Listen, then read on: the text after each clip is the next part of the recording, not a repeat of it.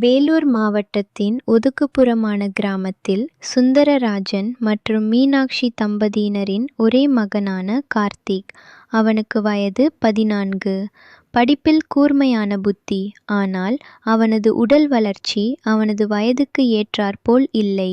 சற்று மெல்லிய உடல்வாக்கு, கன்னத்தில் குழி விழச் சிரிக்கும் களங்கமான முகம்.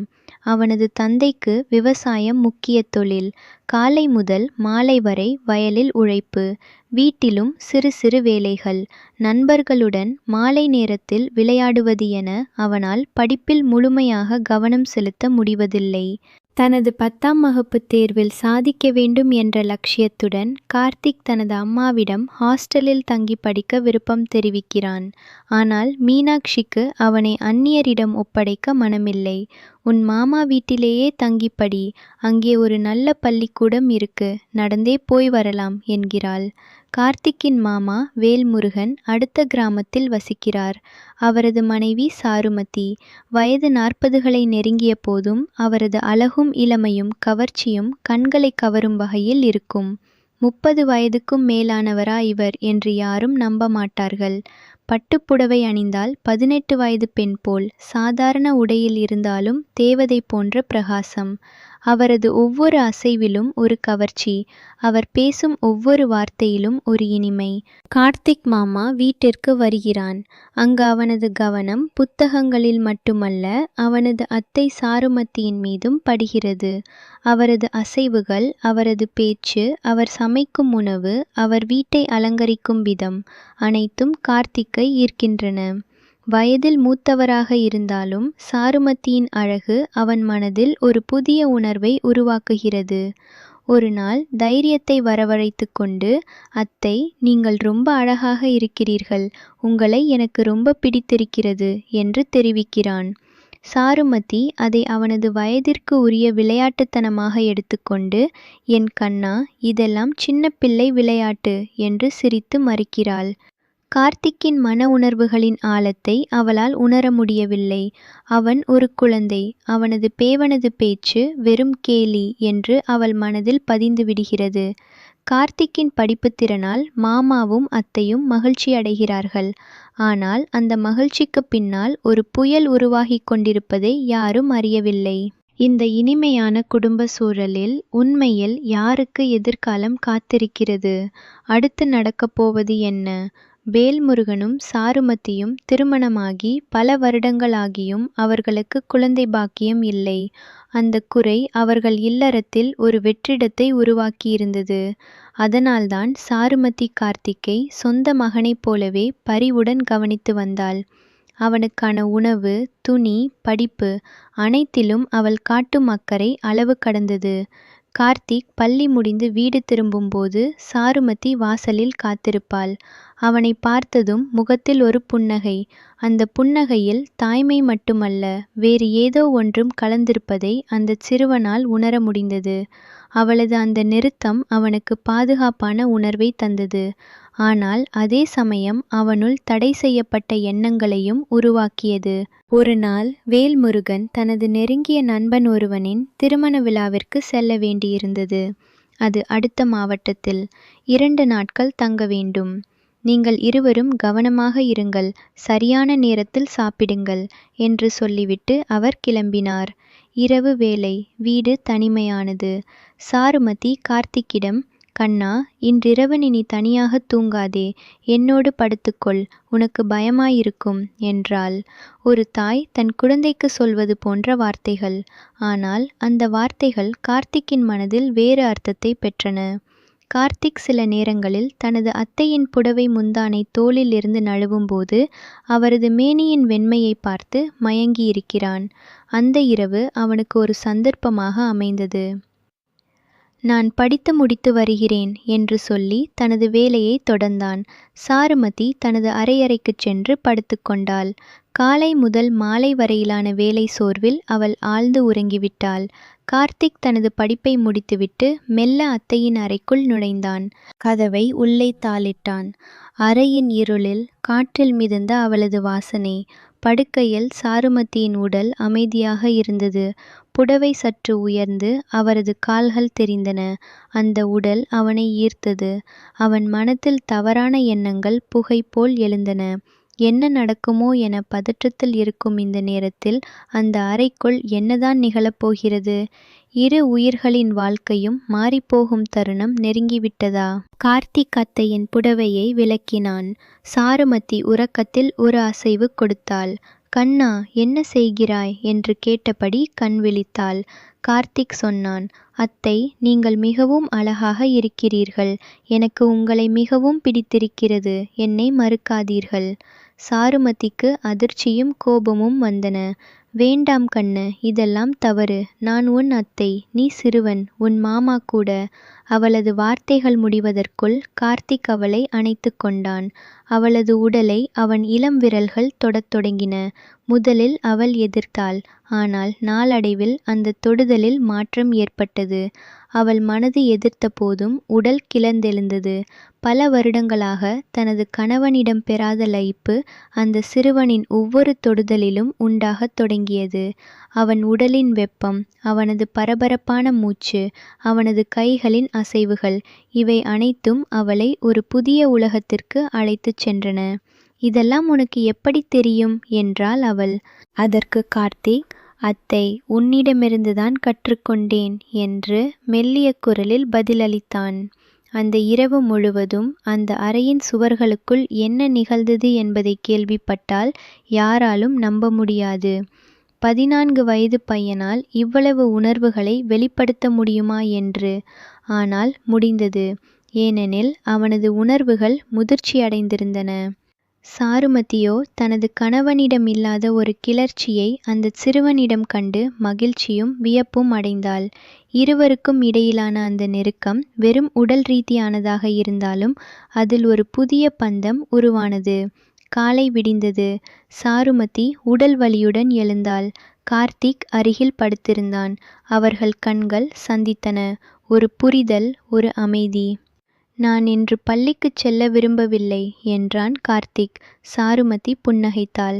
சரி, வீட்டிலேயே இரு என்றாள். இந்த உறவின் நிழல் எவ்வளவு தூரம் செல்லும்? அடுத்ததாக என்ன நடக்கும்போது யாருக்கு தெரியும் இந்த ரகசியம்? அதன் பின்னர் கார்த்திக்கும் சாருமதிக்கும் இடையிலான உறவு இன்னும் ஆழமானது. வேல்முருகன் காலையில் வேலைக்குச் சென்றதும் கார்த்திக் பள்ளிக்குச் செல்வது போல் கிளம்பி ஏதாவது ஒரு போக்குவரத்து பிரச்சனை அல்லது உடல்நிலை சரியில்லை என்று சொல்லி வீட்டிலேயே தங்கிவிடுவான். சாருமதியும் கார்த்திக்கை வீட்டில் வைத்து கொள்ளவே விரும்பினாள். புத்தகங்களும் பேனாக்களும் மட்டுமல்ல, பிணைப்பின் மற்றொரு பரிமாணமும் அங்கு உருவெடுத்தது. அவர்கள் இருவரும் சேர்ந்து சமைப்பார்கள், விளையாடுவார்கள், பின்னர் அத்தையின் படுக்கை அறையில் நெருங்குவார்கள். அந்த உறவில் சாருமதி ஒரு புதிய உணர்வை கண்டாள். தனக்கு குழந்தை இல்லாத குறையை மறக்கச் செய்தாள். கார்த்திக் தனது அத்தையின் அன்பையும் பாதுகாப்பையும் பெற்றான். ஆனால் இந்த உறவு எவ்வளவு நாட்கள் இரகசியமாக இருக்க முடியும்? வேல்முருகன் தனது மனைவியின் முகத்தில் ஒரு புதிய பொலிவை கண்டார். கார்த்திக்கின் முகத்தில் ஒரு புதிய நம்பிக்கை. ஆனால் அவருக்கு சந்தேகம் வரவில்லை. காரணம், கார்த்திக் ஒரு சிறுவன். அந்த சிறுவனுக்கும் தனது மனைவிக்கும் எப்படி உறவு இருக்கும் என்று அவர் கற்பனை செய்து பார்க்கவில்லை.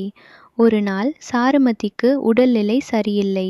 காலை உணவு முடிந்ததும், கார்த்திக், இன்று நீ பள்ளிக்கு போகாதே என்று சொல்லிவிட்டு படுத்துக்கொண்டாள். கார்த்திக் அருகில் அமர்ந்து அவளது தலையை வருடினான். அவள் சோர்வும் இன்பமும் கலந்த கண்களுடன் அவனை பார்த்தாள். இருவரது உறவு வாரங்கள் கடந்து மாதங்களை நெருங்கியது. இதற்கிடையில் கார்த்திக் தனது படிப்பிலும் முன்னேற்றம் அடைந்தான். ஆனால் அவனது கவனம் முற்றிலும் சாருமதியின் மீதே இருந்தது. உலகத்திலேயே மிகவும் அழகான பெண், மிகவும் அன்பான அத்தை அவள்தான். அவளை இழக்க அவன் விரும்பவில்லை. இந்த உணர்வு அவனுக்கு மட்டுமல்ல, அவளுக்கும் ஏற்பட்டது. ஒரு தவறான உறவு என்பது தெரிந்தும் அவர்கள் அதிலிருந்து வெளியேறும் வழியை தேடவில்லை. தவறான இந்த உறவு ஒரு பயங்கரமான முடிவை நோக்கிச் செல்கிறதா? காலம் கடந்து இதன் பாதிப்பு எப்படி வெளிப்படும்? சுமார் 6 மாதங்கள் கடந்தன. சாருமதியின் உடலில் மாற்றங்கள் ஏற்படத் தொடங்கின. காலை நேரத்தில் குமட்டல், அடிக்கடி சோர்வு, மனநிலையில் ஏற்றத்தாழ்வு. முதலில் அவளுக்கு அது ஒரு சாதாரண உடல்நலப் பிரச்சினை என்று நினைத்தாள். ஆனால் வயிறு சற்று வீங்குவதை பார்த்தபோது அவளுக்கு ஒரு சந்தேகம் வந்தது. அது உண்மையா? அவள் மனத்துக்குள் ஒரு அதிர்ச்சி ஏற்பட்டது. கார்த்திக்கிடம் இதை எப்படி சொல்வது? வேல்முருகனுக்கு எப்படி தெரியப்படுத்துவது? இந்த விஷயம் வெளியே தெரிந்தால் என்ன நடக்கும்? ஒரு நாள் கார்த்திக் தனது அத்தையின் வயிற்றை பார்த்தான். புரிந்து கொண்டான். அத்தை, நீங்கள் கர்ப்பமாக இருக்கிறீர்களா என்று கேட்டான். சாருமதி கண் கலங்கினாள், தலையசைத்தாள். கார்த்திக்கின் மனத்தில் ஒரு கலவரம், மகிழ்ச்சி, பயம், பதற்றம் எல்லாம் ஒருங்கே. அவன் தனது அத்தையை மெல்ல அணைத்து கொண்டான். நாம் விட்டுவிட வேண்டும் இதை என்றாள் சாருமதி. ஆனால் கார்த்திக் மறுத்தான். உங்களை என்னால் விட்டுவிட முடியாது அத்தை, நீங்கள் என் வாழ்க்கை, இந்த குழந்தை நம்முடையது என்றான். சிறியவனின் வார்த்தைகளில் ஒரு பெரிய பொறுப்புணர்வு இருந்தது. வீட்டில் ஒரே மகனாக வளர்ந்த அவனுக்கு பொறுப்பு என்றால் என்ன என்று தெரியாது. ஆனால் இந்த சூழ்நிலை அவனை விரைவாக முதிர்ச்சியடையச் செய்தது. வேல்முருகன் இறுதியாக கர்ப்ப விஷயத்தை அறிந்தார். எனக்கு மகிழ்ச்சியாக இருக்கிறது என்று சொல்லி மருத்துவமனைக்கு அழைத்துச் சென்றார். மருத்துவர் பரிசோதனை செய்தார். பின்னர் அவர் வேல்முருகனை தனியே அழைத்தார். உங்களுக்குத்தான் குழந்தை பிறக்கும் தன்மை இல்லை, இது எப்படி சாத்தியம் என்று கேட்டார். வேல்முருகனின் உலகமே தலைகீழானது. அப்படியென்றால் அவருக்கு புரிய ஆரம்பித்தது. வீட்டுக்கு வந்ததும் அவர் சாருமதியை கடுமையாக எதிர்கொண்டார். நீ யாரோடு? சொல்லு. அவளால் மறுக்க முடியவில்லை. கண்ணீர் மல்க கார்த்திக் என்று கிசுகிசுத்தாள். உண்மை வெளியே வந்துவிட்டது. ஒரு குடும்பமே சிதறும் நிலையில் இனி என்னதான் நடக்கும்? இந்த பாவ உறவின் விளைவு என்ன? வேல்முருகனால் அதிர்ச்சியை தாங்க முடியவில்லை. இந்த சிறுவனா? இவன்தானா என்று அதிர்ந்து போனார். தனது மனைவியும் தனது சகோதரனின் மகனும் சேர்ந்து இந்த காரியத்தை செய்துவிட்டார்களா? அவருக்கு உண்மையை நம்புவதற்கு இல்லை.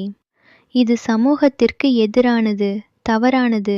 நீங்கள் இருவரும் செய்தது மன்னிக்க முடியாதது என்று கத்தினார். உடனே அவர் தனது சகோதரிக்கு, கார்த்திக்கின் தாய், போன் செய்து நடந்ததைச் சொன்னார். அந்த பெண்ணும் அதிர்ச்சியடைந்தாள். என் மகனா? இவனெல்லாம் இப்படி செய்வானா? சாருமதிதான் அவனை வற்புறுத்தியிருப்பாள் என்று பழியை சாருமதியின் மீது போட்டாள். வீட்டில் கோலாகலம் இருந்தது. கிராமமே தெரிந்துவிட்டது. சிலர் கார்த்திக்கை வெறுப்புடன் பார்த்தனர். சிலர் சாருமதியின் மீது குற்றம் சாட்டினர். சிறுவன் ஒருவனால் இதை செய்ய முடியுமா என்று, பெண்தான் மயக்கி இருக்க வேண்டும் என்று. காவல்துறையினருக்கும் இந்த விஷயம் சென்றது. இந்த சிறுவனை பாதிக்கப்பட்டவனாக கருதி சாருமதி மீது பாலியல் வழக்கு பதிவு செய்யப்பட்டது. சாருமதி கைது செய்யப்பட்டாள். கார்த்திக் மற்றும் சாருமதி இருவரும் தனித்தனியே பிரிக்கப்பட்டனர். அவளை காப்பாற்றுங்கள் என்று கார்த்திக் கத்தினான். ஆனால் யாரும் கேட்கவில்லை. சில மாதங்களுக்குப் பிறகு சாருமதி சிறையில் ஒரு ஆண் குழந்தையை பெற்றெடுத்தாள். கார்த்திக் அந்த குழந்தையை பார்க்க அனுமதிக்கப்படவில்லை. அந்த குழந்தையின் வாழ்க்கை ஒரு சமூக அவமதிப்பின் அடையாளமாக மாறியது. இந்த சம்பவம் அப்பகுதியில் பல மாதங்களாக பேசுபொருளானது. சிலர் சாருமதியை திட்டினர். சிலர் கார்த்திக்கை பயங்கரவாதி என்றனர். சிலர் குழந்தையின் எதிர்காலத்தை பற்றி வருந்தினர். கார்த்திக் தனது தாயின் வீட்டிற்கு அனுப்பப்பட்டான். ஆனால் அவனது மனசுக்குள் இருந்த காயம் ஆறவே இல்லை. நடந்த அனைத்துக்கும் ஒரு காரணம். தடுக்கப்பட்ட உணர்வுகளின் வெடிப்பு, தவறான வழிகாட்டல், பொறுப்பற்ற செயல். முடிவு, ஒரு குடும்பம் உடைந்தது. 2 உயிர்கள் கலங்கப்பட்டன. ஒரு குழந்தை இழந்த நிலையில் உள்ளது. நீதி என்ன செய்யும்? அந்த குழந்தை எப்படி வாழும்? இந்த சம்பவத்திலிருந்து நாம் என்ன கற்றுக்கொள்ள வேண்டும் என்பதுதான் இறுதி கேள்வி.